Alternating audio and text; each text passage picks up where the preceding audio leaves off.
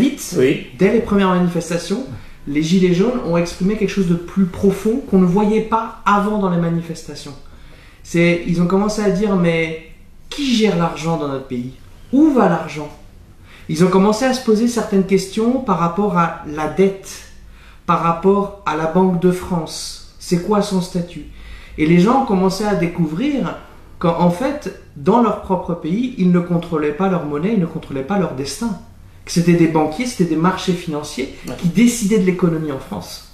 Donc progressivement, c'est un mouvement qui est passé des... On en a marre des conséquences de trop d'impôts, trop de taxes, aux causes.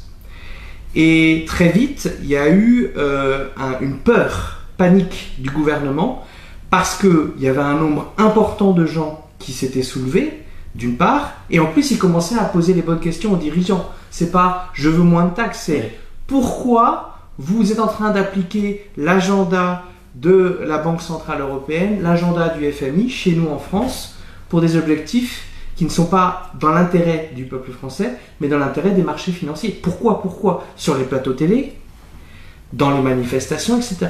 Donc le gouvernement de Macron a fait oula, oula, oula. Ça, c'est le début du mouvement des Gilets jaunes. Je vois. On comprend par là que votre lutte va au-delà de la France.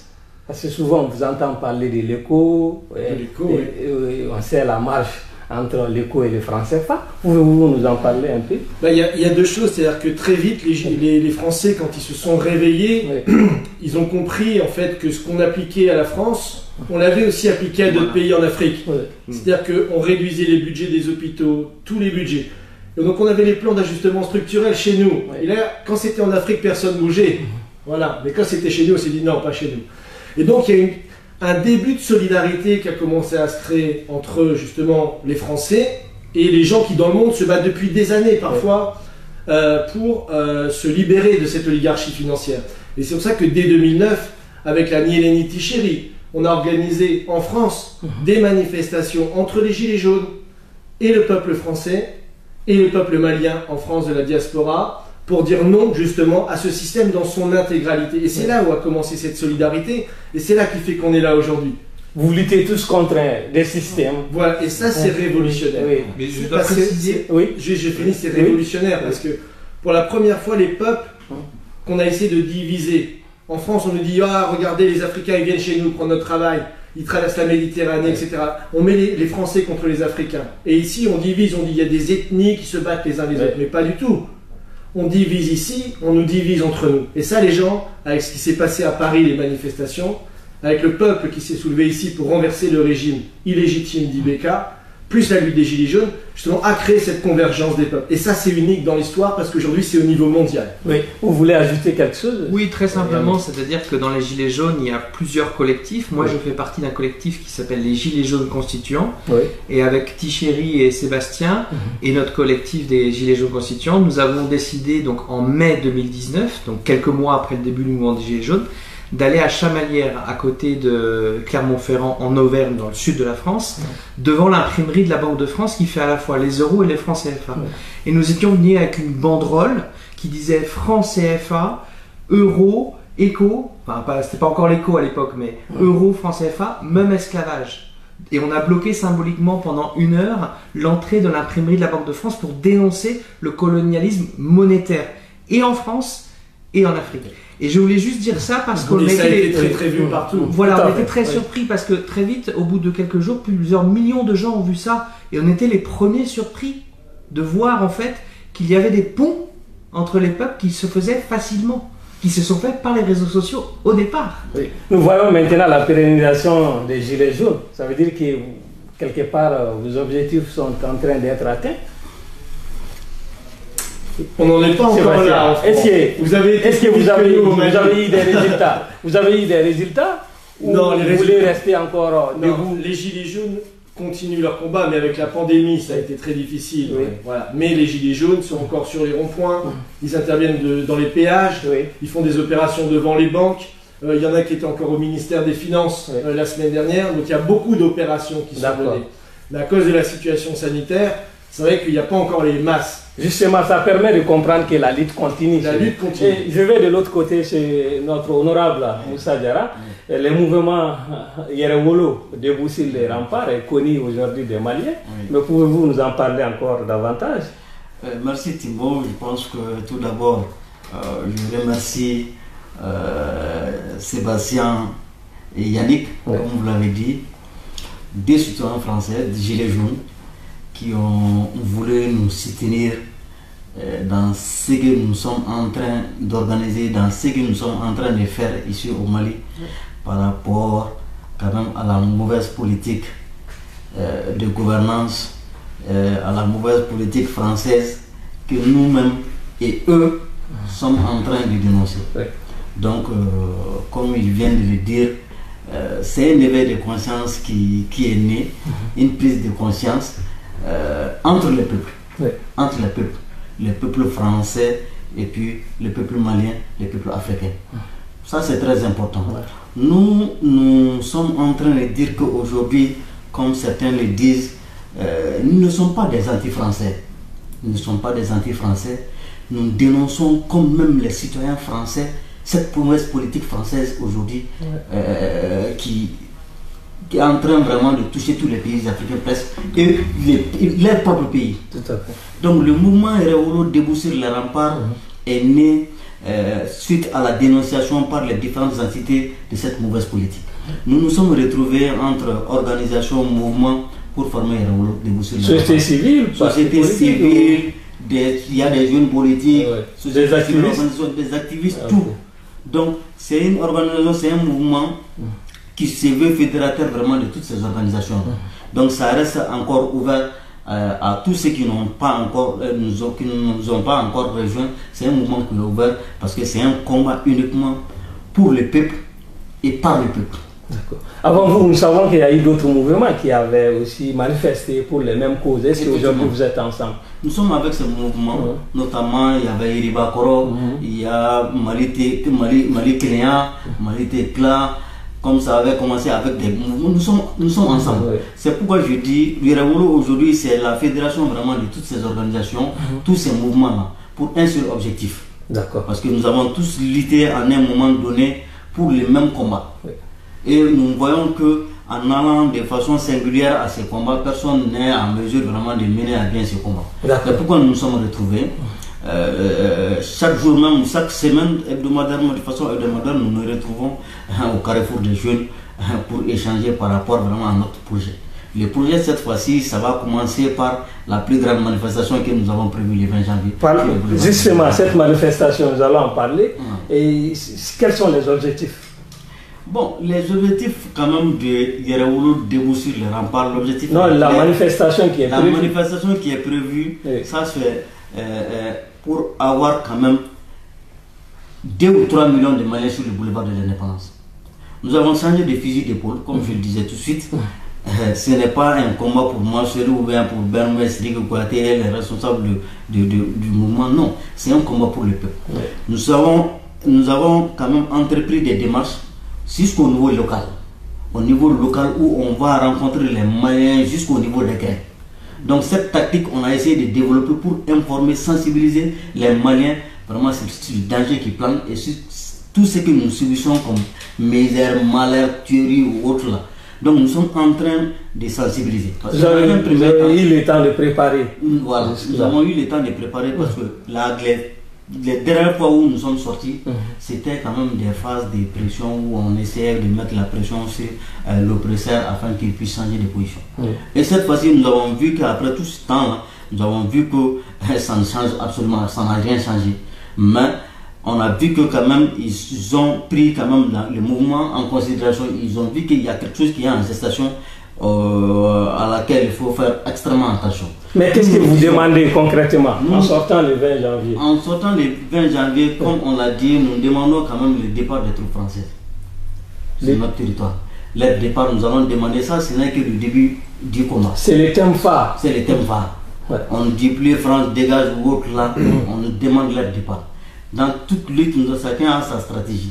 Aujourd'hui, nous avons vu que ces forces françaises là, bien vrai qu'il y avait quand même des traités, des accords de coopération militaire avec notre pays. Mais la France est venue s'implanter le 13 janvier 2013 sur notre territoire. Nous avons... À la demande de nos autorités. À la demande de nos autorités, bien sûr. Maintenant, nous avons dit quel bilan nous pouvons faire vraiment de cette présence. 8 ans de présence, quel bilan concrètement on peut faire de cette présence. Nous avons fait cette évaluation et nous sommes venus à la conclusion que aujourd'hui, mieux vaut le départ pur et simple de ces forces. Parce que quand il fait les bilans objectivement de 2013 à aujourd'hui, tout le monde voit qu'il y a eu la recrudescence de la violence, il y a eu la recrudescence des tueries, il y a eu la multiplication, la propagation des groupes terroristes. Ben justement, parce qu'il n'y a pas seulement que la France. Quels sont vos arguments par rapport à ça? Qu'est-ce que vous reprochez concrètement à la France? Nous reprochons beaucoup de choses à la France. L'accord de coopération, le traité de coopération militaire qui nous lie à la France aujourd'hui a des objectifs spécifiques. Aujourd'hui, la France est là pour aider notre armée en matériel. Aujourd'hui, les aider, la France est là pour les aider dans la formation. Aujourd'hui, la France est venue pour nous aider à recouvrir l'ensemble de notre territoire.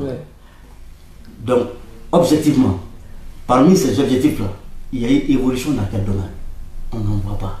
Pour vous, il n'y a pas de résultats. Nous savons que chaque fois, on nous informe qu'il y a eu des terroristes qui ont été neutralisés. Comme je l'ai dit, il n'y a pas eu de résultats palpables. Personne ne peut dire aujourd'hui que la France a apporté ça et voilà le résultat. Même l'ambassadeur de France aujourd'hui, à la table ici, il ne peut pas dire.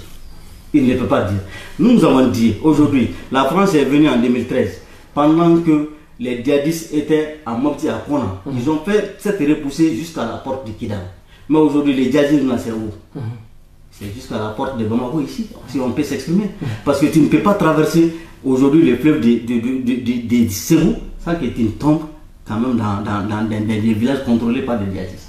Donc au moment où ils venaient sur notre territoire, le combat était quand même dans les régions du nord. Mais aujourd'hui, là, le combat est venu jusqu'au centre. Les centres, quand tu dis centre, tu parles là de Ségou, tu parles là de Koulikoro, tu parles là d'une très bonne partie de Ségou. D'accord. Je vais revenir vers vous. Mais avant, je voudrais demander à mes frères, les gilets jaunes, Sébastien et Yannick, je ne sais pas parmi vous qui va répondre à ma question, mais en tant que Français, vous, comment vous voyez l'intervention française au Mali? Alors, déjà, pour commencer, je voudrais rendre hommage à l'armée malienne qui a fait un travail héroïque avec des moyens extrêmement faibles. Et on sait qu'avec la corruption qui a été développée par l'ancien gouvernement, même les femmes des soldats qui tombaient sur le front n'arrivaient même pas à avoir leur pension. Et ça, c'est quand même tragique dans un pays qui veut se défendre. Donc ça, c'est la première chose, de rendre hommage à l'armée malienne qui a fait un travail héroïque. Deuxièmement, on va être très clair sur quelles sont les causes du terrorisme. Qu'est-ce qui a créé le terrorisme dans la région? C'est la politique criminelle d'un certain Nicolas Sarkozy. Si Nicolas Sarkozy n'était pas venu déclencher une guerre en Libye, tuer un chef d'État, l'assassiner, on n'aurait pas eu tout le chaos dans la région, on n'aurait pas besoin d'intervenir. Et à chaque fois, c'est pareil, les États-Unis vont en Irak, encore plus de terroristes après. On va en Libye, encore plus de terroristes dans la région, donc encore plus de présence militaire de la France, donc encore plus de contrats. Donc déjà, la vraie cause du terrorisme aujourd'hui en Afrique ou au Moyen-Orient, c'est les politiques occidentales, donc c'est la France en particulier ici. Donc il faut être clair sur cette question. Et c'est ça que Yéréolo reproche, à juste titre, et que nous, les Français. D'ailleurs, vous savez, avant de partir, j'ai une bonne nouvelle pour le peuple malien. Le Point, le grand journal Le Point en France, a publié un sondage. Pour la première fois, plus de 50% des Français sont contre l'intervention de la France. À quelle année? Là, en 2021. Le 12 janvier 2021. Pour la première fois, plus de la moitié des Français se demandent la légitimité de cette guerre en Irak. Au Sahel. Donc, il faut savoir que cette guerre coûte aux Français 2 millions d'euros par jour. 2 millions d'euros par jour. Moi, je travaille dans un parti politique en France, Solidarité et Progrès. On a été candidat à la présidentielle. On a dit au début, quand le gouvernement a appelé l'armée française, pourquoi pas? Parce qu'il y avait un danger. Ok. Mais derrière, il fallait investir 2 millions d'euros pour développer le pays, pour remettre en eau les lacs Fagibine, pour faire des infrastructures, pour redévelopper l'économie. Parce que la plupart des gens qui vont dans le terrorisme, c'est pas des intégristes, c'est parce qu'ils n'ont pas d'avenir, ils n'ont pas de travail, il y a la misère, et les fous religieux, ils recrutent sur cette misère. Donc nous, ce qu'on a dit, c'est qu'il n'y aura pas de paix sans développement. Et tant qu'il n'y aura pas de développement, il y aura des terroristes et la France sera là. Donc c'est pour ça qu'hier, à l'invitation de Yves Holo, c'est ce qu'on est venu dire. C'est qu'il faut que le Conseil national de transition fasse exactement, on va rendre hommage à Modibo Keïta demain. Il faut faire exactement ce qu'il a fait à l'époque. Développer une armée nationale digne de ce nom. On va parler de ça après. On va parler de ça après. Mais en attendant, on ne peut pas dépenser autant d'argent dans une intervention sans pour autant avoir des intérêts. Et Yannick, pour vous, quels peuvent être les intérêts aujourd'hui de la France dans cette intervention? Les intérêts de la France ne sont pas les intérêts du peuple français. Le peuple français le sait très bien. C'est les intérêts de la France-Afrique, d'une bande de brigands qu'on appelle des oligarques qui ont beaucoup d'argent. C'est eux qui ont financé l'élection de Macron. Il faut rappeler, mais c'est avant Macron, l'intervention française. Bien sûr. Avant Macron, c'était depuis Hollande. Mais Hollande, qu'est-ce qu'il disait avant d'être élu? Mon ennemi, c'est le monde de la finance. Qu'est-ce qu'il a fait? Il a servi le monde de la finance. Le problème de la misère, parce qu'il y a de plus en plus de pauvreté en France. Depuis les années 2000, la pauvreté augmente. Elle était en diminution en France. Elle réaugmente depuis les années 2000 et ça s'est empiré depuis la crise financière de 2008-2009. Donc ça n'a pas régressé sous Hollande, ça a continué. On peut dire que de ce point de vue-là, Sarkozy, Hollande, Macron, c'est la même chose. C'est une continuité, c'est un service à l'oligarchie financière. C'est notre ennemi commun. Macron, qui a été élu en 2017, il a dépensé 18 millions d'euros pour son élection, pour les clips, pour les affiches et pour la propagande. Sur les 18 millions d'euros, 12 millions d'euros, ça vient de banquiers de Wall Street, de banquiers français, de Wall Street, des places financières américaines et de Londres. Donc voilà, c'est le président, pas juste des riches, le président des intérêts financiers. Pour vous, c'est les intérêts financiers. Ils sont là au Mali, ils sont là au Sahel, comme les Américains sont en Irak, pour des questions de contrôle de pétrole, de gaz, d'or, d'uranium au Niger, etc. Et de zones d'influence. Parce qu'ils pensent l'Afrique, pas avec les Africains, pour eux c'est une zone d'influence. C'est de la géopolitique.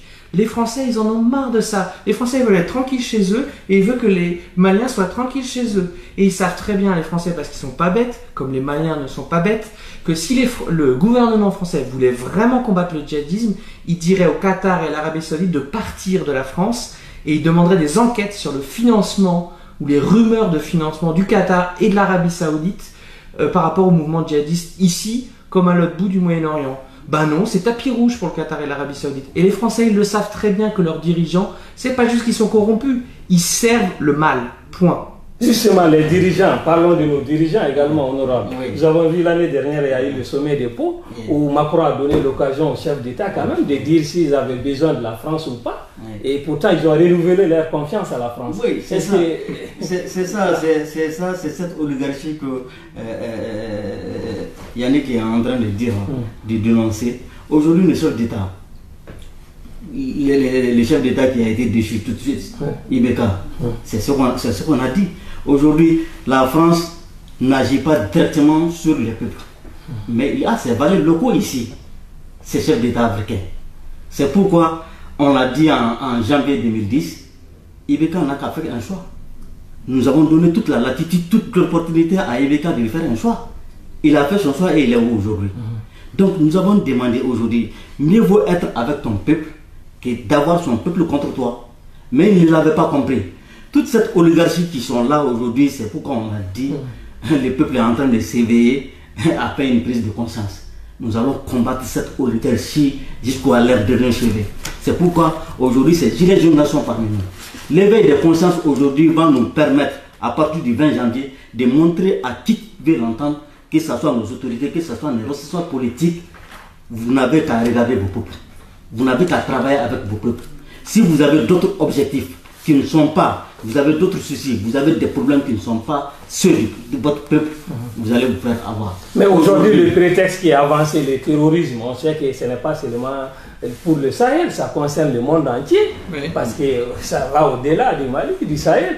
Et pour cela, est-ce qu'aujourd'hui, ce n'est pas aussi une cause aujourd'hui pour que les États se mettent ensemble? Cette présence française ne peut pas se justifier par cela? Non. Aujourd'hui, comme elle l'a dit, c'est terrorisme. Un ancien président malien l'a dit à l'époque. C'est terrorisme. Que le Mali seul ne peut pas combattre le terrorisme. Je l'ai dit, c'est terrorisme aujourd'hui dans le Sahel ne prend pas sa source d'aujourd'hui. Nous savons que les Mali, c'est à partir de la Libye que ces terroristes sont venus. C'était un complot depuis 1957 avec la loi OCRS. La loi OCRS a été votée par l'Assemblée française, l'organisation communautaire des États sahariens. Donc c'est un projet qui est là. Tout le monde sait aujourd'hui que le Sahel, c'est la zone la plus convoitée aujourd'hui. C'est pourquoi cette oligarchie, c'est l'impérialisme, le néocolonialisme qui veut quand même se faire un nom sous le couvert du terrorisme. Aujourd'hui, qui a amené ces terroristes? C'est qui? Qui a amené ces terroristes? C'est ce sont même autorités françaises. Il a parlé de Nicolas Sarkozy. Nicolas Sarkozy, pendant la guerre de Libye, tout le monde sait comment ça s'est passé avec l'Angleterre. Donc, ces terroristes ont été montés des petites pièces pour venir aux frontières. Le Mali n'a pas de frontière avec la Libye. Nous n'avons pas de frontière avec la Libye. Donc, c'était quand même monté de toutes pièces pour que ces gens puissent venir. Demander aujourd'hui l'appui de la France. Les autorités ont été claires. À l'époque, Diongouna et Django se sont même contredits. Parce que quand Django dit que nous avons demandé des vecteurs aériens, nous n'avons pas demandé de troupes au sol, les autorités françaises ont répondu quoi? Qu'ils ne vont jamais venir avec un vecteur aérien, qu'ils vont venir avec le deux. Donc tout était planifié. Tout était planifié. Nous avons vu, les Maliens n'avaient pas, tout le monde n'avait pas vu le complot qui était quand même formé contre notre peuple. Quand la force Serval est venue libérer Kona, à partir de Mopti, Tombouctou, Gao est venu s'arrêter aux portes de Kidal, nous avons tous crié. Il y a de ces familles-là, de ces mères d'enfants qui ont baptisé leurs enfants François Hollande. Mais on n'avait pas compris. Parce qu'on ne peut pas comprendre quand vous êtes venu libérer un pays.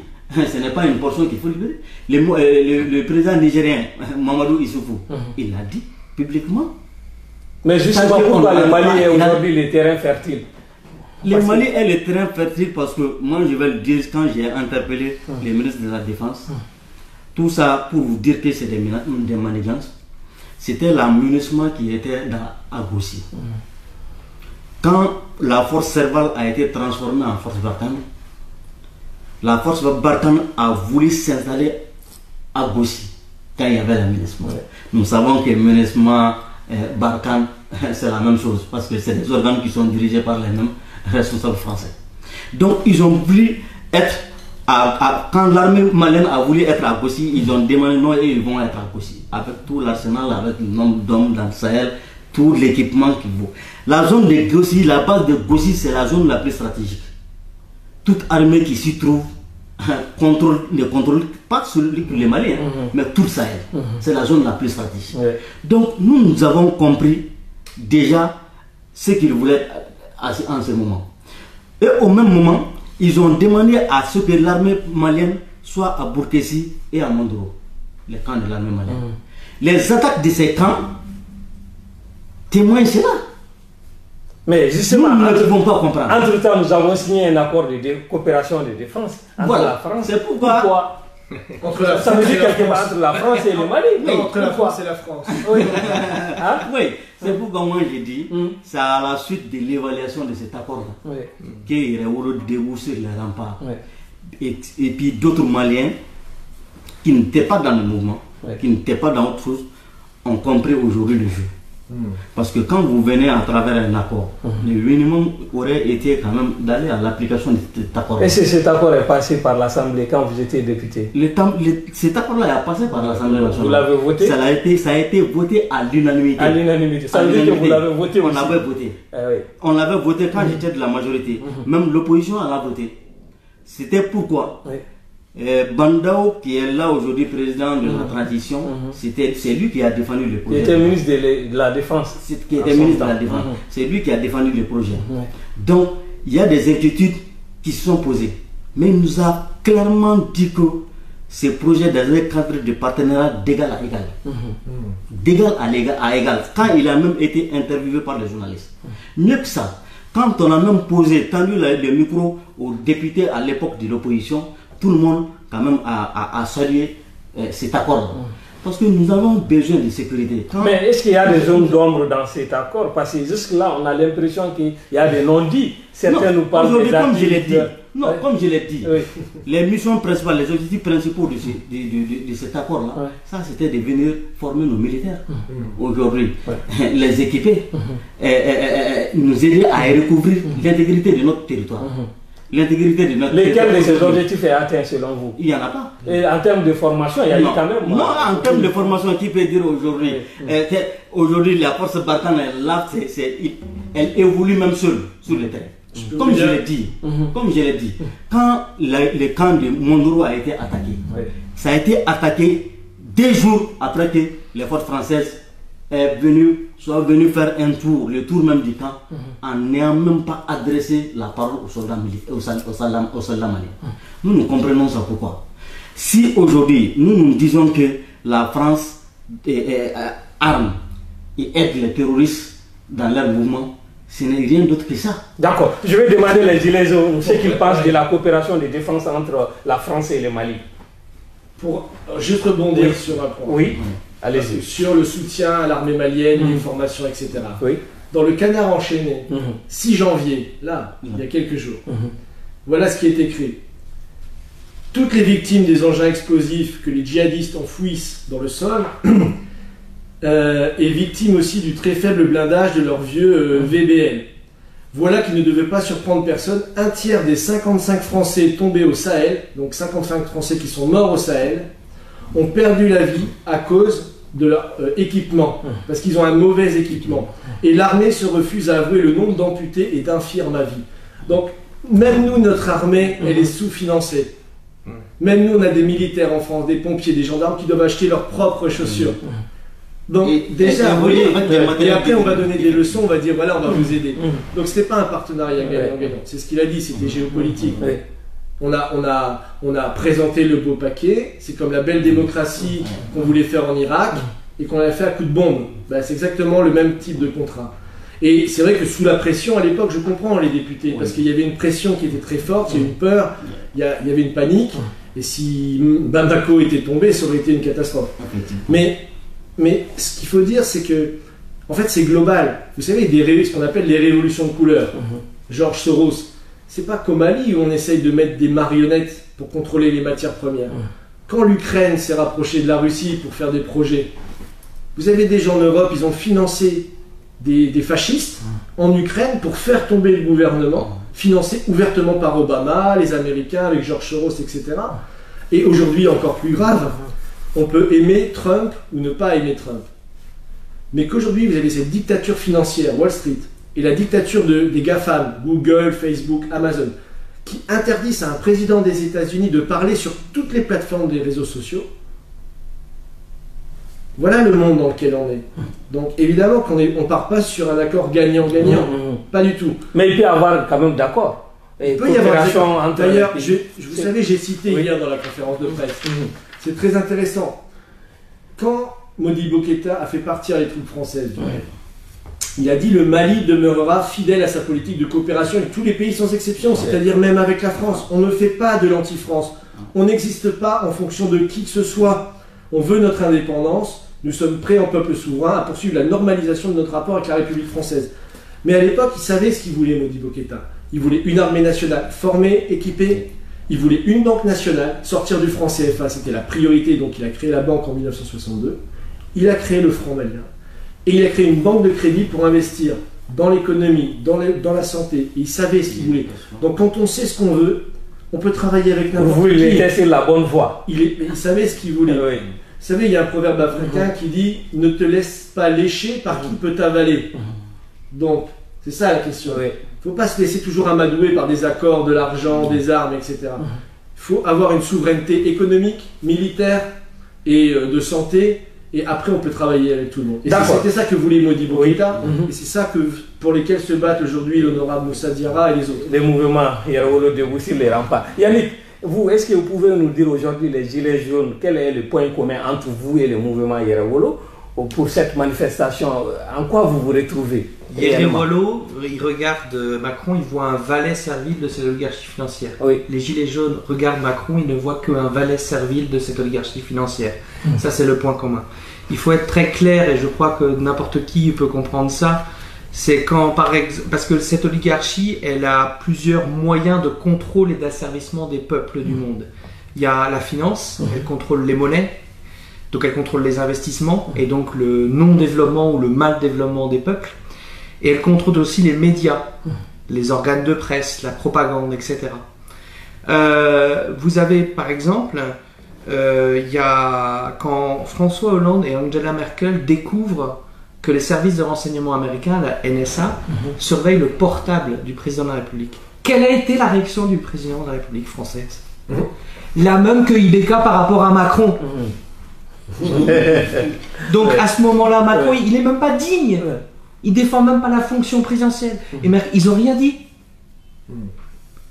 Donc c'est les mêmes qui ont fermé le compte Twitter de Donald Trump. C'est cette oligarchie financière qui contrôle les réseaux sociaux, qui, j'ai appris aussi maintenant, a interdit d'accès au Facebook les ministres du Ouganda. Et qu'est-ce qu'ils ont dit, Macron à l'époque et Merkel? Rien. Donc ce sont des valets serviles d'oligarchie. Ce ne sont pas des représentants du peuple français ou d'une partie du peuple français. Ils ne représentent qu'eux-mêmes, leurs intérêts et les intérêts de ceux qui les ont financés. Point. Et ça, ici, comme chez nous, on l'a bien compris.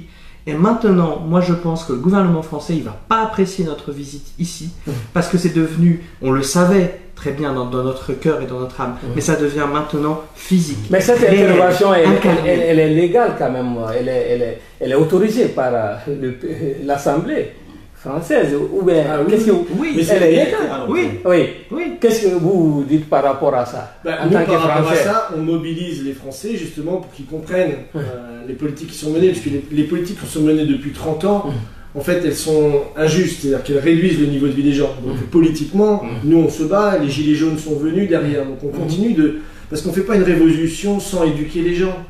Et aujourd'hui, les gens ils se sont laissés un petit peu endormir. Donc là, ils commencent à réaliser. C'est pour ça qu'au début du mouvement des Gilets jaunes, ce que disait Yannick, toute la population les soutenait parce que tout le monde savait qu'il y avait un malaise.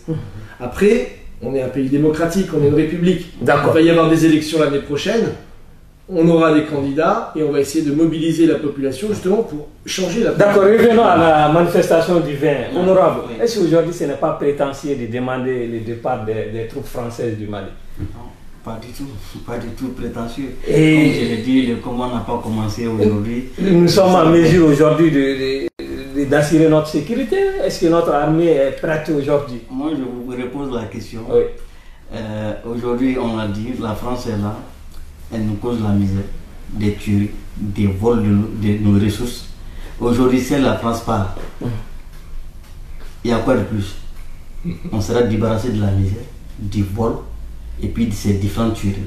Mais nous avons entendu à l'Assemblée, vous-même, quand vous étiez député, le ministre Daïrou l'a dit, que notre armée aujourd'hui a besoin de se préparer encore.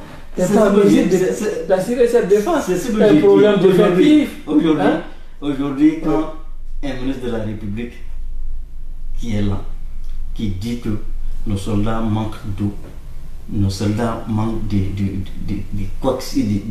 cette chose, alors que nous avions à l'Assemblée nationale voté une loi de programmation, une loi d'orientation et de programmation militaire pour cette armée. C'est désolant. Et vous? C'est désolant. Ben oui. Donc, je pense que... Qu'est-ce que vous avez fait par rapport à l'exécution de cette loi? La loi d'orientation militaire, c'était une première. Une loi d'orientation et de programmation militaire de 1,230 milliard mis à la service de l'armée. Je pense qu'il devait nous faire part de la gestion du C. Vous avez demandé? Nous avons demandé parce que la loi même demande à ce qu'un rapport soit déposé par trimestre au niveau de la commission finance et de la commission défense. Donc nous avons tout le temps demandé ces rapports-là. Nous avons tout le temps demandé ces rapports-là. Ça n'a pas été déposé. Quand vous voyez aujourd'hui notre acharnement, le fait que moi je me lève aujourd'hui pour dénoncer ces dénonciations, ça veut dire qu'il y a anguille sous roche. Il y a des choses que nous avons cherché à comprendre, que nous avons cherché à connaître, qu'on nous a cachées. Mais il y a des secrets de défense aussi, on est unanime. C'est des questions de défense. En matière d'argent, ce n'est pas seulement cette loi de programmation militaire qu'on a seulement votée. Il y a la loi de programmation de la sécurité intérieure aussi qu'on a votée, qui était estimée aussi à peu près à 500 milliards. À 500 milliards. Pour dire qu'aujourd'hui, nous en tant que représentants du peuple, nous avons fait ce que nous devons faire. Si aujourd'hui la hiérarchie militaire vient publiquement dans une interpellation dire que nous manquons de ça, nous manquons de ça, je pense que le préalable aurait été de nous dire comment a été faite la gestion de ces fonds-là. Donc c'était là le problème. Et c'est la goutte d'eau qui a fait déborder les vases. Parce que quand il a dit ça, nous ne pouvons pas comprendre en tant que représentants du peuple. C'est l'argent du contribuable qui a été voté et mis à votre disposition pour qu'aujourd'hui, ces forces armées de sécurité soient mises dans toutes les conditions et travailler en collaboration avec vraiment ces forces étrangères. Est-ce que ce n'est pas le combat aujourd'hui qu'il faut mener? Non. Au lieu de demander le départ? Au-delà de ça, qu'est-ce qu'on nous a dit? Qu'est-ce que nous avons vu? L'audit. Qu'est-ce que nous avons vu? Nous avons vu que l'argent a été utilisé pour acheter des matériels défectueux. Nous avons vu que l'argent a été utilisé pour acheter des avions qui sont jusqu'à présent coulés au sol. Mais ça, est-ce que ça c'est la France honorable? Non, ça c'est les Maliens qui ont géré des propres fonds maliens. Bon, et aujourd'hui tout ça, on va revenir à la question de cette oligarchie-là. De cette oligarchie qui est là. Et c'est ce qui a fait partir vraiment le régime là. C'est ce qui a fait partir le régime de Ibeka. Les dénonciations. Mais en quoi on peut reprocher la France aussi dans cette gestion? Mais la France joue avec ses valets locaux ici. En faisant quoi? La France a toujours dans ses fonds, qu'est-ce que la France a eu? La France avait des intérêts aussi dans ça. C'est pourquoi on a tout le temps dit, même si le président nous a dit quand même que des avions étaient achetés par la France. Mais quand l'ambassadeur dit que ceux qui sont partis acheter les avions savaient les problèmes que ces avions avaient, y compris ceux liés à la maintenance. Ça veut dire quoi? Que nous avons tous été trahis, nous, peuple, nous avons été trahis. Ça veut dire que nous avons été trahis. Parce que la France ne voudrait jamais qu'on paye avec eux des appareils qui peuvent venir vraiment démasquer ce qu'ils sont en train de faire. Mais à l'époque, on a interpellé, moi j'ai interpellé qui de droit pour dire, et répondez à cet ambassadeur-là. Vous dites à cet ambassadeur-là que ce qu'il vient de dire, ce n'est pas vrai. Mais personne n'est sorti. Ça veut dire qu'il y a des ennemis à l'extérieur et puis des ennemis à l'intérieur. Notre combat, c'est contre cela. Notre combat, c'est contre cela. C'est pourquoi on dit que cette oligarchie qui est là aujourd'hui, qui veut avoir la même mise sur tout là, a son bras long parmi nos dirigeants. Et c'est ce que nous sommes en train de combattre. Aujourd'hui, le Raoul Devo dans son combat, ne va pas cibler automatiquement les responsables du pays. Mais vous avez vu vous-même, quand nous avons commencé à organiser cette manifestation, quand nous avons fixé la date, quand nous avons commencé à être dans les grains, comme je l'ai dit, quand nous avons commencé à être sur les chaînes, sur les antennes, nous avons vu que les pressions, ce n'est même pas sur la France seulement, mais c'est sur les dirigeants qui sont... Mais ceux qui pensent qu'aujourd'hui on a besoin de la France... Aujourd'hui, ceux qui sont en train de dire qu'on a besoin de la France et qu'ils ne nous voilons pas la face, qui sortent pour dire que voilà ça comme acte que la France a posé. Il ne peut pas le dire. Je prends à témoin aujourd'hui, cette sortie ratée aujourd'hui du président du CNT. Ça peut expliquer quoi?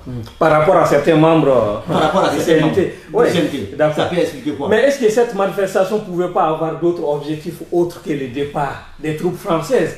Parce que quand on essaie de voir cette géopolitique, oligarchie dont vous parlez, je pense avoir compris qu'il y a d'autres objectifs. Oui, mais ce qu'il faut prendre en compte, Sébastien, c'est qu'aujourd'hui les peuples sont plus intelligents que les politiques et les journalistes. Parce qu'en France, les gens y croient plus à plus de 60%, ils croient plus ce qui est dit dans les médias. Voilà. Donc aujourd'hui, les peuples sont plus intelligents. On va leur dire oui, mais si la France part, ça va être le chaos. Nous, si on sort de l'euro, ça va être le chaos. Dès qu'on fait quelque chose, ça va être le chaos. Mais aujourd'hui, les gens, ils y croient plus une seconde. Vous voyez, rien que le fait qu'un Malien, un Ivoirien, un Sénégalais puissent dire qu'ils ont encore besoin que la France, c'est ce que j'ai dit dans la conférence de presse, il y a un rapport de l'ONU qui vient de sortir sur l'indice de développement humain. C'est-à-dire le niveau de vie des gens, alphabétisation, santé, etc. Le Mali est 184e sur 189. Tous les pays de la zone CFA sont dans les 20 derniers. Donc comment un Africain peut encore dire aujourd'hui qu'il a besoin de la France alors que la France, depuis la fin des années 60, le néocolonialisme, a fait en sorte que ces pays, dont elle contrôle la monnaie, soient parmi les plus pauvres dans le monde. Donc il n'y a qu'un imbécile pour dire encore aujourd'hui qu'un Africain a besoin de la France. Il n'y a que des imbéciles qui peuvent dire ça. Et ce que disait Pouémy, qui est un économiste pour qui j'ai beaucoup de respect, qui était du Cameroun, il disait « La France est le seul pays dans le monde à avoir réussi l'extraordinaire exploit de maintenir sa monnaie, et rien que sa monnaie, dans des pays politiquement libres. » Vous allez expliquer ça aux Chinois, aux Russes, leur dire que c'est le trésor public français qui contrôle votre budget. Vous êtes sous curatelle, il ne faut pas dépenser, etc. Mais personne dans le monde ne comprend ça. Et je vois des Africains défendre le franc CFA, mais je marche sur la tête. Même nous les Français, on est contre le franc CFA.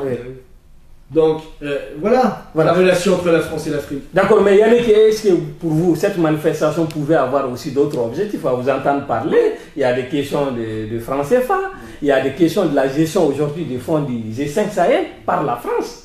Oui, ça, il faut le dire. Oui, mais pour aller au troisième étage, il faut passer par le ça, premier. C'est pas les vraies questions aujourd'hui qu'il faut. Si, mais débattre. Vous savez, quand vous pour lesquelles il faut se battre. Oui, mais pour aller au troisième étage, il faut bien passer par le premier étage et le deuxième étage. Donc il y a des étapes, il y a une stratégie. Est-ce qu'on n'est pas en train de sauter il y a des les objectifs. Oui. Et ça, je ne vais pas revenir sur les objectifs de Yves c'est pas. Mais il y a des objectifs, c'est évident. D'abord, le départ de l'armée française, parce qu'elle a été inefficace, inepte.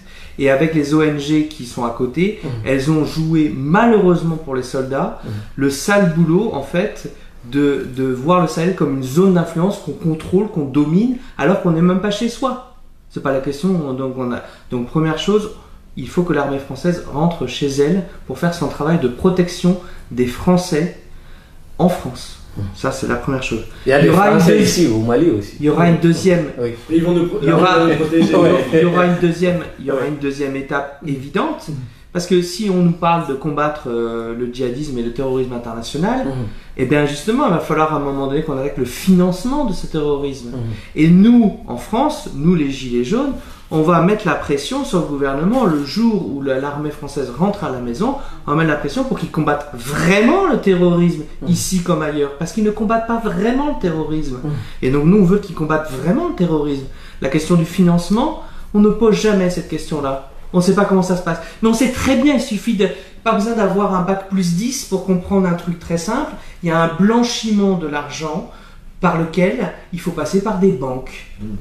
Donc à un moment donné, ça passe par des banques. Donc il faudra bien trouver quelle banque. On a des services de renseignement qui travaillent un peu. D'accord. Honorable, le 20 janvier, c'est une date symbolique au Mali, c'est une date de l'armée. Vous l'avez choisi par hasard, je le sais. Et le thème aussi... Andy, non, parce que le 20 janvier, vous voulez soutenir l'armée malienne. Le 20 janvier, ce n'est pas une date choisie par hasard. Oui.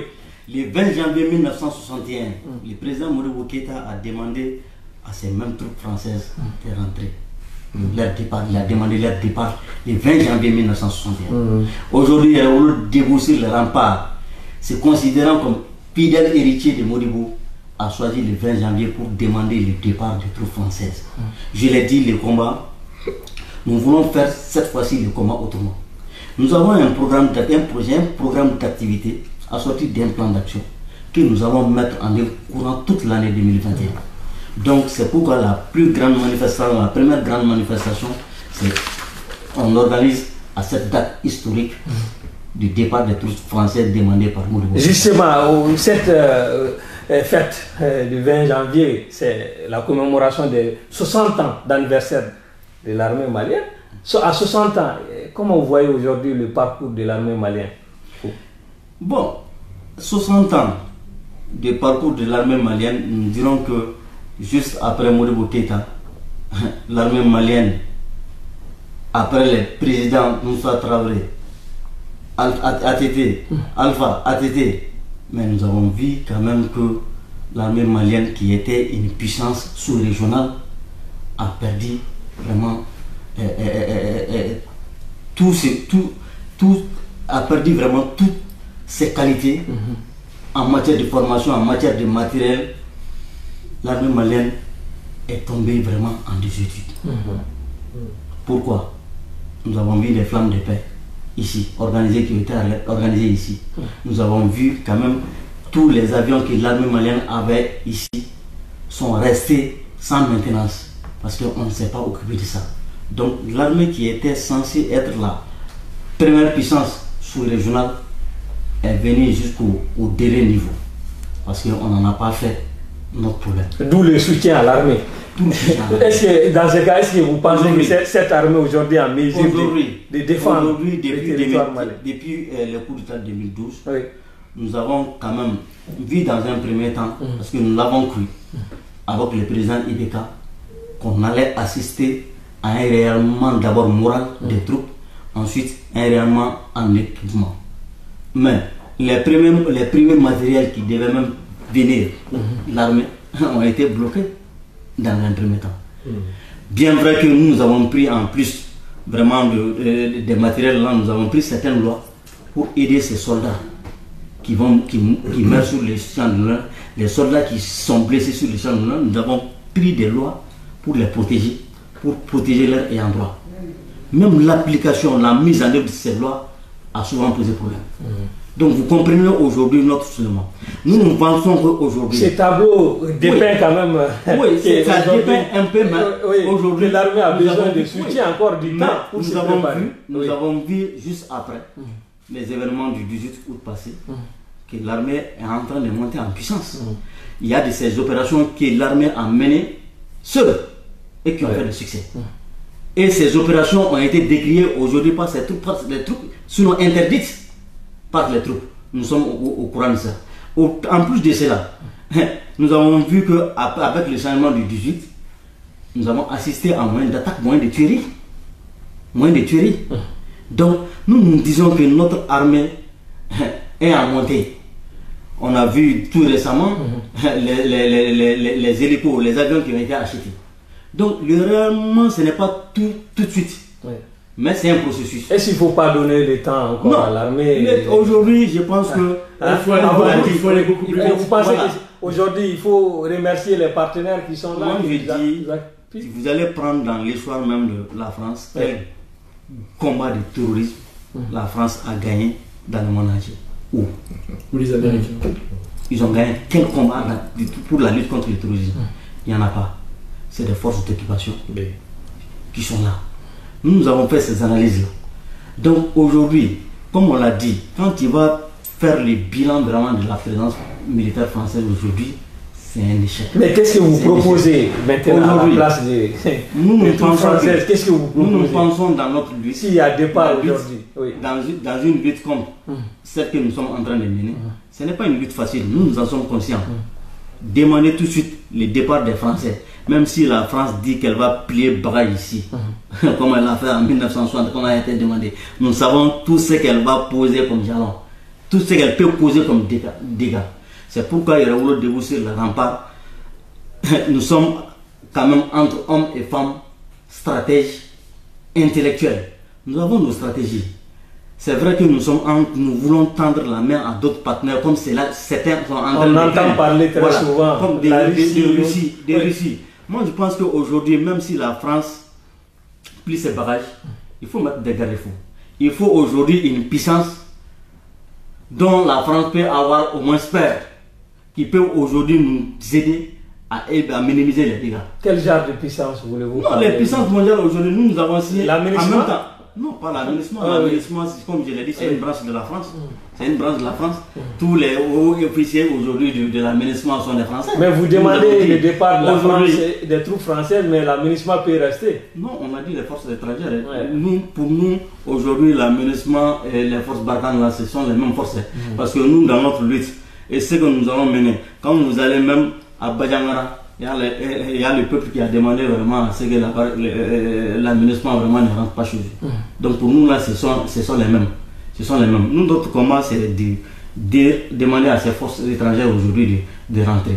Comme je viens de le dire, aujourd'hui nous sommes dans la mesure quand même de mettre tout en œuvre, surtout avec les autorités. Nous ne sommes pas les chemins de fer, la société d'aviation civile, nationale des entreprises de travaux publics, pharmacie populaire. Modibo Keïta. Voilà, tout ça avait été créé pour se développer. Et il n'avait pas besoin d'attendre que les Français soient là ou pas. Donc c'est vrai que ça a été le retour de la France-Afrique, après le départ de Modibo Keïta, a été le début de la fin. Donc aujourd'hui, il est très important que ce symbole du départ des troupes françaises, qui est appelé pour le 20 janvier, remarque le début de quelque chose. Et c'est pour ça que c'est important la stratégie dont il parlait, c'est-à-dire qu'à un moment donné, c'est ce que comprennent les citoyens, en venant, les Gilets jaunes disent « Ah, les Gilets jaunes, on est avec vous » parce qu'ils comprennent qu'ils ont une stratégie. Et aujourd'hui, on ne peut pas défendre cette présence. Alors, est-ce que l'armée malienne, aujourd'hui, est prête ou pas? Moi, je ne saurais pas répondre. Je ne connais pas tous les détails. Par contre, je sais que si le symbole et si le peuple pousse le CNT, et que le CNT prend ses responsabilités, et que le CNT applique ce qu'a fait Modibo Keïta à l'époque pour les mêmes raisons, quelque part, alors ça marchera. Alors ils pourront se libérer, être souverains militairement, et l'année suivante, je l'espère, créer une banque nationale et sortir du franc CFA pour être souverain économiquement. C'est ça l'avenir du Mali. Il n'y a pas d'autre choix, c'est l'avenir du Mali. C'est ce que Yéré Wolo propose aujourd'hui, c'est ça. Si on ne le fait pas, eh ben on aura encore 10 ans, 20 ans. Mais selon vous aussi, il doit y avoir partenariat aujourd'hui entre la France et le Mali. Mais il peut très bien y avoir des partenariats, parce que quel partenariat même quand la France, les troupes françaises sont parties, pendant encore plusieurs années, le Mali a travaillé avec la France, ils importaient beaucoup de choses de France, mais Modibo Keïta savait exactement ce qu'il voulait. Vous savez, quand les Éthiopiens ou les Kenyans disent à la Chine, bon vous venez, mais nous on veut un train à grande vitesse, on veut ça. Pas autre chose, on veut ça. Si vous voulez faire ça, vous venez. Sinon vous venez pas. Donc demain, le président de la République du Mali, je ne sais pas qui ce sera, après la transition, etc. Si c'est un vrai dirigeant, il dira à la France, on redéfinit les accords de coopération, on remet l'armée malienne sur pied, et on fait des accords avec vous pour former les gens là, former les gens là, former les gens là. Il n'y a personne qui s'en sort tout seul, vous savez, la France. On a plein de coopérations avec l'Europe, avec l'Asie, avec les États-Unis. Tout le monde travaille avec tout le monde. Donc c'est pas de dire est-ce que ah oui mais on a encore besoin de la France, on n'a pas besoin de la France. C'est pas un débat. Une coopération gagnant-gagnant. C'est pas un débat parce que si vous savez ce que vous voulez, vous allez travailler une fois avec le Japon, une fois avec la France, une fois avec la Russie. Mais vous savez ce que vous voulez. Et moi j'appelle le peuple malien, c'est ce que je vois dans ce que propose Yéré Wolo, c'est qu'aujourd'hui je crois que le peuple malien il sait ce qu'il veut et il n'aura aucun problème à travailler avec la France si la France accepte les conditions imposées par le Mali et que ce soit plus l'inverse où le Mali subisse la dictature de la France. D'accord. Des politiques du gouvernement. Yannick, nous allons parler, vous avez parlé d'oligarchie et aussi des intérêts financiers français. Aujourd'hui, quand vous parlez de la France, certains pensent au carburant, le Total, Shell, Bolloré, voilà, un peu qu'est-ce que vous pensez aujourd'hui de ces intérêts aujourd'hui dans votre lutte? Est-ce que le peuple, le mouvement Yéré Wolo doit aussi être sur les remparts face à ces intérêts? Juste avant de vous répondre sur ça, je voudrais quand même appuyer sur ce que vient de dire Sébastien. Je suis complètement d'accord avec lui. Parce que, en fait, le départ de l'armée française du Mali, ça sera un signal pour toute l'oligarchie financière du monde, pour tous les impérialistes, que c'est le temps des peuples. Que le 21e siècle, c'est le temps des peuples. Que ce qui a été fait par des grands dirigeants de Modibo Keïta, de faire du 20e siècle le temps des peuples, ils n'ont pas réussi, mais ils ont montré la voie. Ça doit être au 21e siècle l'accomplissement plein de temps des peuples, et plus le temps de cette oligarchie. Ça fera partie des livres d'histoire, point, ici comme ailleurs. Et que ça soit en plus un coup de sifflet fait par le peuple malien, je serai le plus heureux du monde. Maintenant, moi, en tant que Français, en tant que citoyen français, en tant que gilet jaune, je ne peux pas croire que la France et les militaires français, qui ne sont que malheureusement le bras armé, c'est pas eux les décisionnaires, il ne faut pas confondre le soldat qui n'est pas décisionnaire, parce que c'est qui le chef des armées en France? C'est Emmanuel Macron. Je ne peux pas croire que le chef des armées françaises vient avec des bonnes intentions au Mali lorsqu'il fait ça à son propre peuple. Lorsqu'il tire, lorsqu'il blesse, lorsqu'il tue même parfois certains de ses citoyens. Ça, c'est quelques photos parmi les 3000 blessés qu'il y a eu au sein des Gilets jaunes. Et juste pour que vous compreniez bien, là, l'homme au chapeau, il s'appelle Jérôme. Il était en plein live Facebook sur la place de la Bastille. Il est en train de dire à des jeunes de se calmer. Il y avait des tensions entre les policiers et des jeunes manifestants. Il est venu en train de dire calmez-vous. C'était quelqu'un qui est respecté dans le mouvement des Gilets jaunes, qui est très connu, Jérôme Rodriguez. Il est venu pour dire on se calme, partez les jeunes, etc. Et qu'est-ce qu'il a eu? Une balle de caoutchouc dans l'œil. Un policier l'a visé délibérément dans l'œil, il a perdu son œil. Donc je ne peux pas croire que le chef des armées qui a lancé sa police contre nous et qui a fait ça, vienne avec des bonnes intentions au Mali. C'est niette. Maintenant, pour répondre quand même à votre question... Les intérêts français au Mali. Voilà. Oui. Il faut savoir, je prends l'exemple de Vincent Bolloré. Vincent Bolloré, à l'extérieur, donc c'est un oligarque, c'est un homme très riche et qui n'en a rien à foutre de ce que vous pensez, qui a ses intérêts, qui défend ses intérêts, quitte à mettre en esclavage des enfants. Et c'est ce qu'il fait actuellement en Afrique. Il contrôle les ports, il contrôle des trains, il contrôle des territoires entiers. Comment? Des pays qui sont retrouvés au bord du surendettement à cause des politiques du FMI, à cause des oligarchies qui ont empêché le développement de ces peuples, lorsqu'ils n'ont pas d'autre choix, entre guillemets, hein, c'est présenté comme ça, que vendre des bouts de territoire comme des ports, des formes de concessions et des trains, bah Bolloré, il vient acheter ça. Et ben le même Bolloré, il détient des médias en France. Vous avez CNews. Avant, il avait détenu Canal+. Maintenant, il détient CNews. Vous avez BFM TV et vous avez CNews. C'est les deux grands chaînes en continu en France. Bah, CNews, c'est détenu par Bolloré. Donc, c'est la vision de Vincent Bolloré. Et qu'est-ce qu'on a sur CNews? Des attaques contre les Gilets jaunes. Ce sont des voleurs, des menteurs, des antisémites, des complotistes, d'extrême droite, et on ne sait pas ce qu'ils veulent, on ne sait pas. Alors je peux vous dire qu'en revenant en France, en plus ils vont au Mali défendre des gens qui ne sont pas très clairs, mais qu'est-ce qu'ils veulent ces Gilets jaunes? Voilà, ça c'est la ligne de CNews, c'est la ligne de Vincent Bolloré.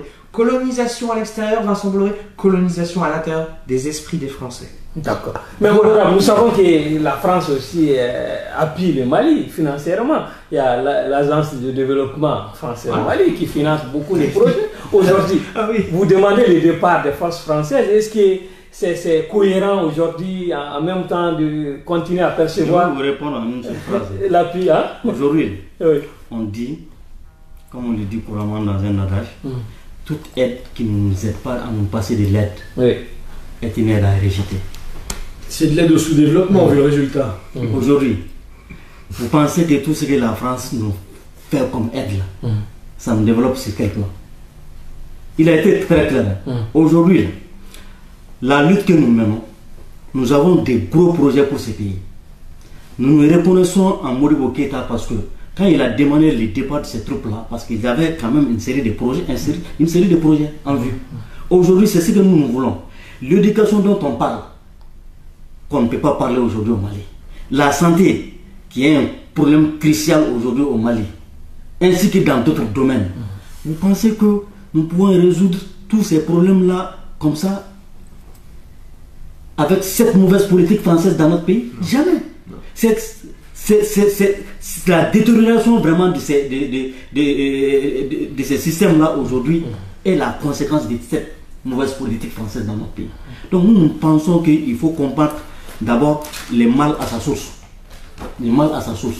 En combattant cette mauvaise politique française aujourd'hui, en redéfinissant vraiment tous les accords que nous avons avec, pas seulement avec la France, même avec tous les autres pays.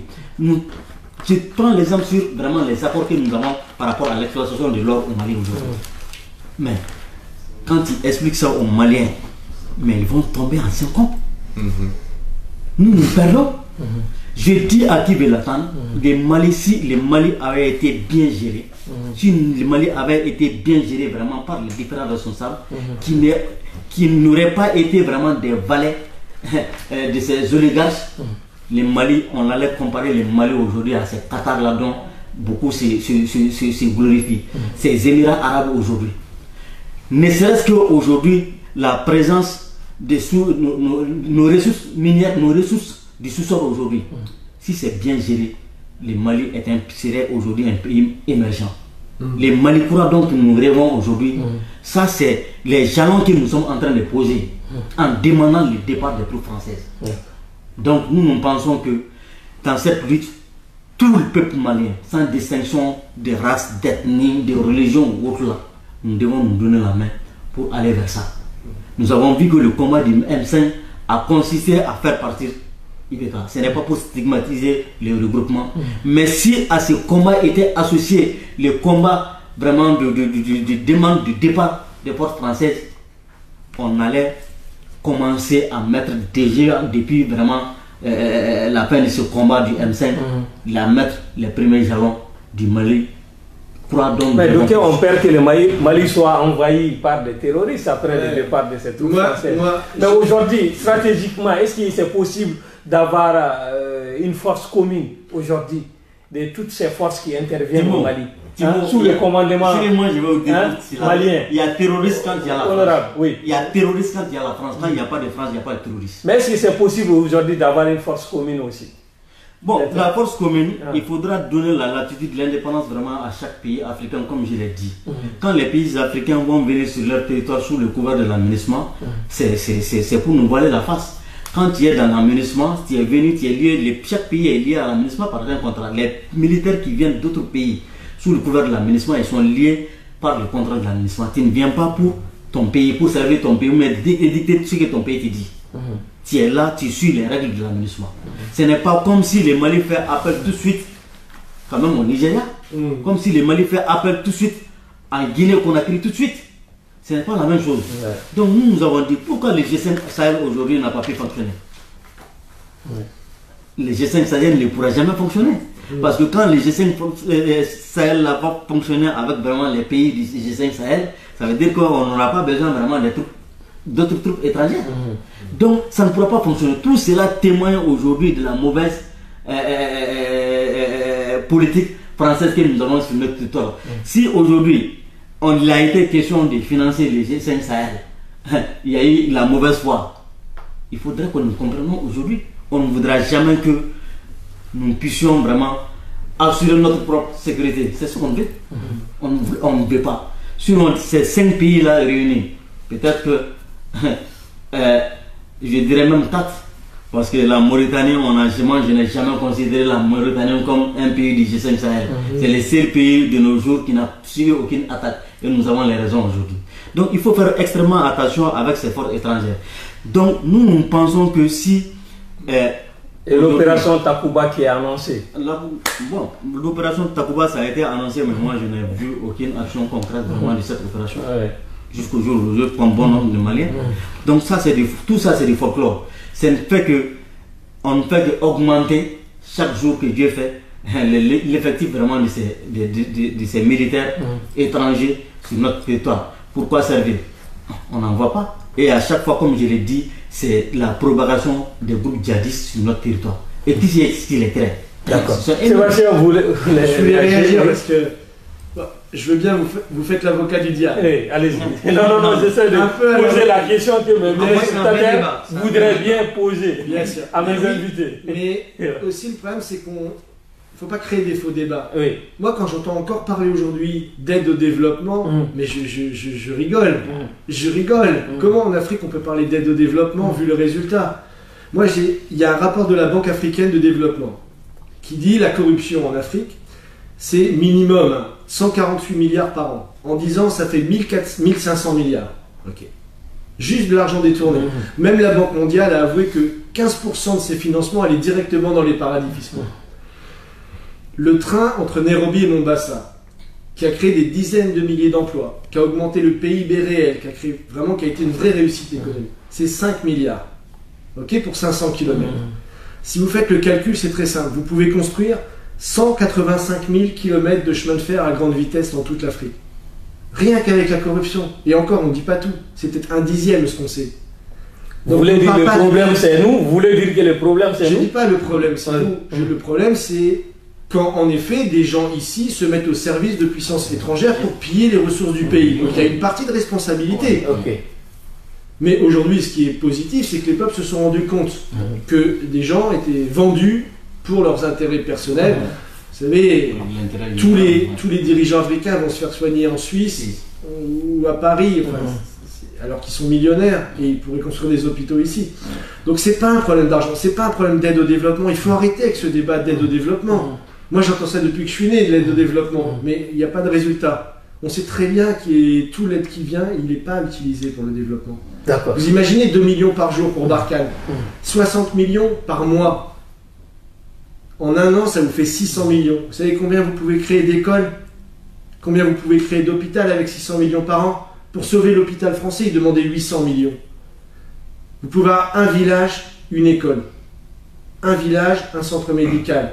Une ville, un grand hôpital. Avec tout cet argent qui est dépensé inutilement et qui augmente le terrorisme dans la région. Donc il faut arrêter de parler d'aide au développement. Il faut remettre le débat pour que les gens comprennent. Il faut que les gens ils aient accès au vrai débat. Sinon, on parle de l'aide au développement et de la présence militaire française comme si c'était inévitable. C'est justement le problème. Ou alors il faut redonner d'autres définitions. L'aide au développement, ça pourrait être 1. La fin de franc CFA, 2. Le retour au franc malien si les Maliens le souhaitent, et 3. Peut-être mettre en prison des gens comme Georges Soros qui font par leur pari d'argent en bourse déstabilisent des pays entiers. On se souvient que l'Argentine, les gens se seront retrouvés sur le carreau en 98 à cause d'un seul bonhomme, Georges Soros, qui a spéculé sur le peso argentin et qui a fait effondrer la monnaie et le niveau de vie des gens. Heureusement, ils ont bien réagi. Le Kirchner et le FMI, c'est lui qui est parti. Mais c'est peut-être ça, en fait. Si on devrait prioriser aujourd'hui, par rapport à tout ce qui se passe, qu'est-ce qu'on devrait prendre?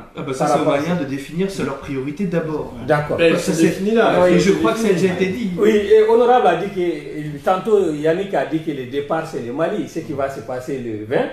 Peut-être les autres vont Nous, notre travail, c'est de virer ceux qui sont nos propres valets, qui font le mal ici, mais qui font le mal chez nous, de les virer, qu'on puisse, nous, en tant que peuple, vivre dignement, et que du coup, ici, naturellement, vous savez, si vous asséchez le marais, les crocodiles, ils restent pas. D'accord. Je comprends que cette lutte n'est pas seulement malienne, elle est valable pour l'Afrique tout entière. Et pour cela, est-ce que vous avez aussi d'autres appuis avec vous, d'autres activistes qui...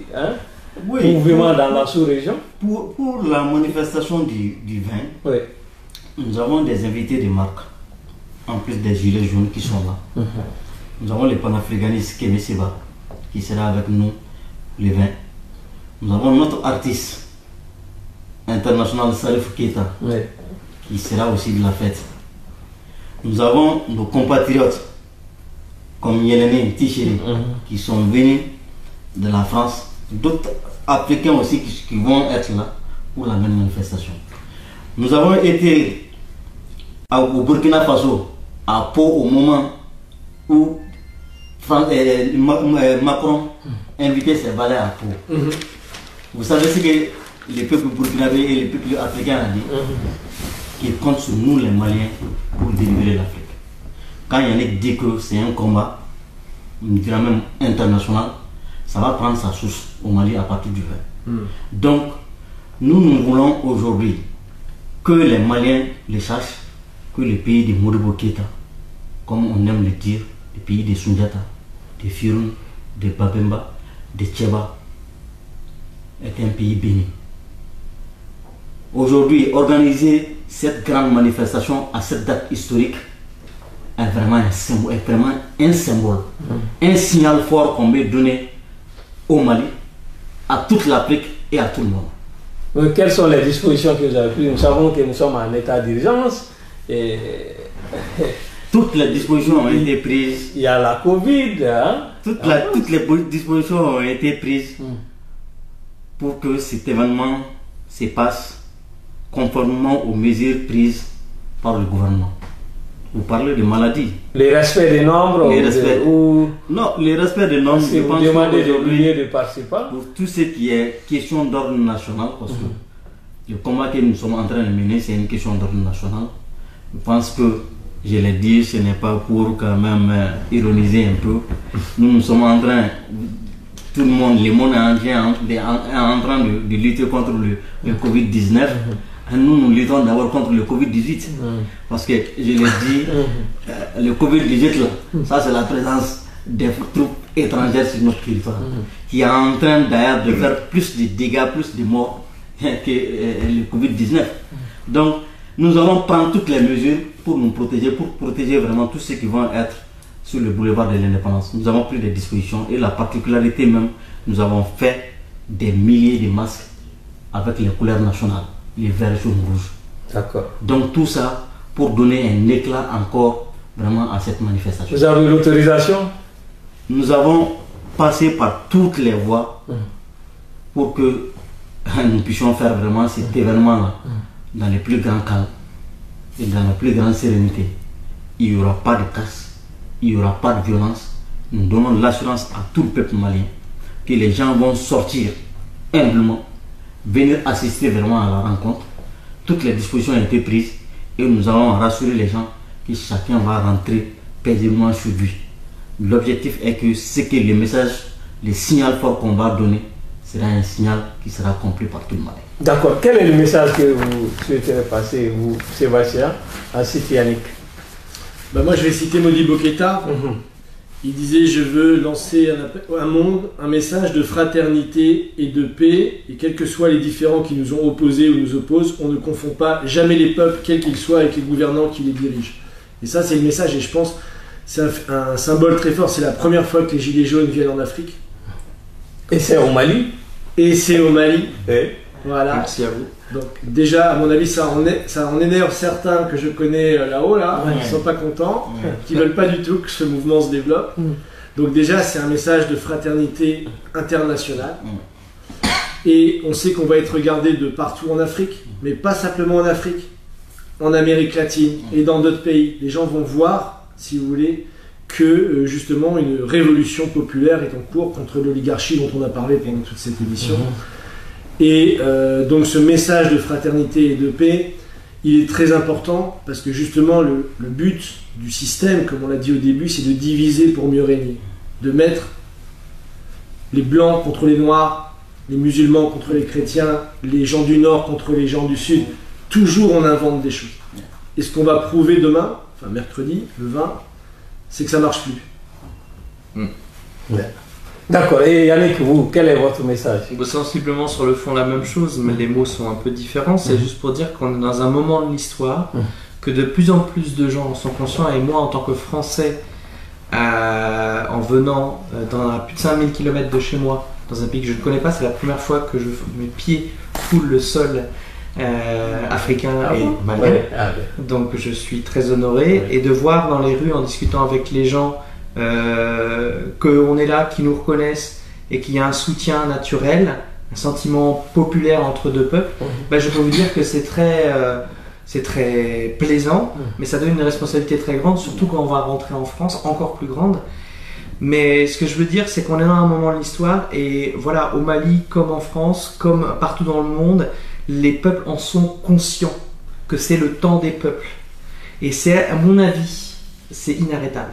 C'est inarrêtable parce que c'est aussi le fruit du travail de nos anciens qui, dans le passé, ont tenté, ont gagné parfois des batailles, n'ont pas gagné cette guerre en fait, mais finalement, parce qu'ils ont gagné des batailles, ils ont créé quelque chose, un mouvement de fond dans lequel nous arrivons, et c'est inarrêtable, et je crois que nous devons être la génération qui met fin définitivement à l'impérialisme. Et ce qu'il y a derrière l'impérialisme, la culture qui va avec l'impérialisme, la domination de l'homme par l'homme doit prendre fin par la solidarité entre les hommes. Et je crois que ce que nous faisons là doit devenir demain la norme. Cette affiche que vous avez là, Eco France CFA, là, pouvez-vous nous expliquer un peu? Oui, cette banderole là, France CFA, éco, euro égale esclavage. On a été plusieurs fois à plusieurs endroits avec, mais il y a deux choses qui ont été vraiment très relayées et qu'un certain nombre de gens en Afrique et au Mali ont vues sur YouTube et sur Facebook. Vous pouvez les retrouver sur la page de notre collectif Les Gilets Jaunes Constituants, Facebook ou YouTube. La première, c'est mai 2019, donc à Chamalières, j'en ai parlé tout à l'heure, contre le franc CFA, mais aussi avec nos partenaires de Urgence panafricaniste en France. Nous avons été deux fois. En janvier 2020, nous avons été dire à Monsieur Vincent Bolloré, dans la tour Bolloré, ça s'appelle comme ça, la tour de son entreprise, dans les Hauts-de-Seine, dans l'ouest de Paris, nous avons été une petite dizaine, avec des banderoles, avec cette banderole-là, et nous avons dit à Monsieur Bolloré qu'il fallait qu'il change sa politique. Autrement, nous allons revenir plus nombreux. Monsieur Bolloré ne nous a pas écoutés, parce qu'il n'en a rien à foutre. Eh bien, nous sommes revenus à près d'une centaine de gilets jaunes avec Urgence panafricaniste au mois d'octobre, et nous avons symboliquement, encore une fois, occupé pendant 1 heure la tour Bolloré. On a foutu le dawa, comme on dit, le bordel. Mais alors, nous n'avons rien détérioré, nous n'avons insulté aucun personnel, mais nous avons dit ce que nous avions à dire. Toujours, ça c'est quelque chose qui est important, radical dans la pensée, exemplaire dans l'action. Et nous retrouvons ça avec nos amis de Debout les Rampes dans le bras. Radical dans la pensée, c'est-à-dire aucun compromis par rapport à des objectifs qui sont justes pour le peuple. mais exemplaires dans l'action. Nous ne sommes pas là pour foutre le bordel, Nous sommes là pour faire quelque chose de juste. Très bien, merci. Et honorable Moussa Diarra, qu'est-ce qui est prévu après le 20 janvier 2021? Le 20 janvier, comme je l'ai dit, après la manifestation, c'est le début. Oui. C'est le début du combat. Vous espérez avoir combien de Maliens, de manifestants? Comme vous le savez, nous avons commencé ce combat il y a très longtemps, depuis que les gens se retrouvaient 2, souvent 3, 4. Mais aujourd'hui, je pense qu'avec les journées, les rencontres de sensibilisation et d'information que nous avons tenues courant des mois, nous pensons que cela va porter fruit. Parce que nous avons touché les Maliens jusque chez eux pour leur donner les vraies informations, pour les sensibiliser par rapport à cette prise de conscience. Et le 20 janvier, Inch'Allah, je pense que le maximum de Maliens va sortir. Et les sorties ne seront pas qu'à Bamako ici. Dans les capitales régionales, Kaye va sortir, Kouligouro va sortir, Sikasso va sortir, Ségou va sortir, Mopti va sortir, à travers Banyangara, comme je l'ai dit, qui ont interdit vraiment l'entrée de l'aménagement chez eux. Tombouctou va sortir et Gao, que tout le monde crée, va sortir. C'est toutes les capitales régionales. Les capitales régionales, il y aura des sorties dans toutes les capitales régionales ainsi que la diaspora. C'est à partir de quelle heure? C'est à partir de 14h sur le boulevard de l'Indépendance. À Bamako ici. À Bamako ici. D'accord. Et Sébastien, les prénoms maliens qu'on t'a donné, c'est lesquels? Et Yannick? Ah ben si, on va pas donner. Je veux parler beaucoup de Modibo. Hein? Oui, on pouvait être le Modibo. Nous, on considère que c'est un grand dirigeant, mais pas un grand dirigeant africain, c'est un grand dirigeant. Oui, oui. Donc, mais vous avez eu un prénom malien. Vous avez eu un prénom. Peut-être après l'émission. Merci. Nous vous remercions d'avoir accepté notre invitation. Chers téléspectateurs, c'était une émission spéciale consacrée à la commémoration des 60 ans de la fête de l'armée malienne. Et à cette même date, une manifestation est prévue, organisée par le mouvement Yerawolo debout sur les remparts, sur le boulevard de l'Indépendance. Je pense que vous avez compris les objectifs de cette manifestation. Et nous ne pouvons que remercier d'ailleurs nos frères, les Gilets jaunes. Et Sébastien était là, et avec Yannick, et aussi l'honorable Moussa Diarra du mouvement Yerawolo debout sur les remparts. Merci, bonsoir et à bientôt. Merci.